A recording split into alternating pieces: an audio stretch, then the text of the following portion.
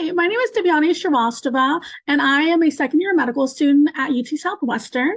I'm going to be speaking to you about my project in progress, creating a culturally appropriate health literacy lecture series for refugees. To begin, this is a quick outline of what I'm going to be speaking to you about today. The refugee population in Texas is around 180,000 resettled refugees as of 2018, with North Texas having the fourth largest population in the United States.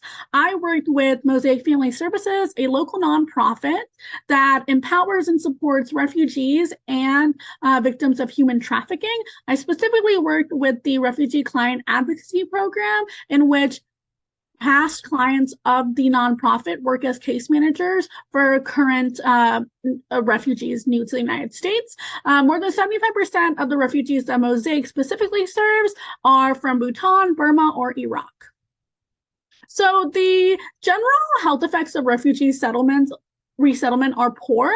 Refugee populations have a poor health outcome from having a higher odds of having a chronic disease as compared to non-refugee immigrant adults. Most of the population that Mosaic serves most commonly report the chronic diseases of diabetes and hypertension. And among all refugee children, there's a higher prevalence of being overweight and obesity that increases over time. So what are the factors that are associated with these poor outcomes? It comes down to a lack of access to physical activity spaces, healthy foods, and healthcare, and large communication barriers between refugee populations and the U.S. healthcare system at large. So really quickly on health literacy, it's the degree to which a person understands, gains, and utilizes basic health information to make the best health decisions for themselves.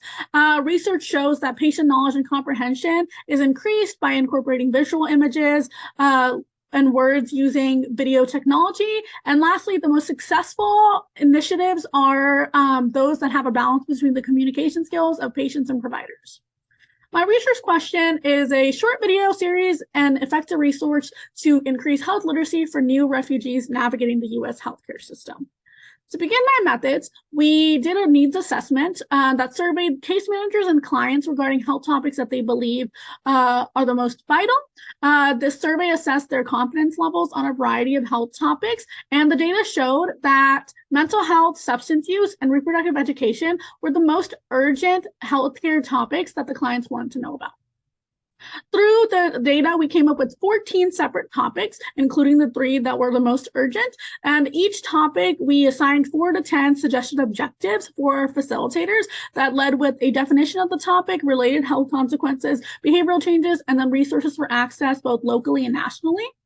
Then, to begin the process of creation, we made a pilot video on contraception, and we followed the same objective guideline consisting of the definition, contraceptive types, background and efficacy of the contraceptive types, and then access to the resources. The PowerPoint we utilized had limited text, relevant pictures, and avoided jargon.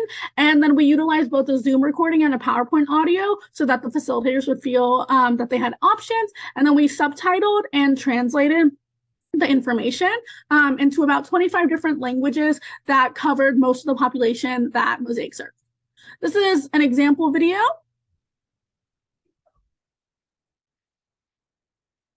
And then for our evaluation, we're in the process of doing that by measuring perceived confidence and knowledge of specific health topics of the viewers of the video.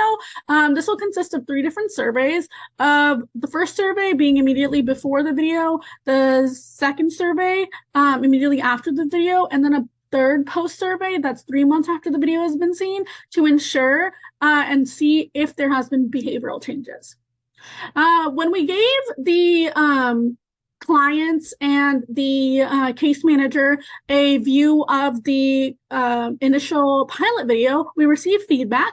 They talked about how great it was that we utilized videos with graphics and limited text so that the client attention would be maintained, and really stressed that everything that we say and everything that's on there should be spoken so that it could be easily translatable.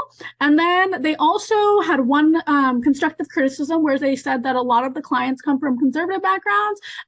So for better reception of those videos, we had to limit controversial language like discussing different body parts and images so that the viewer could actually receive the video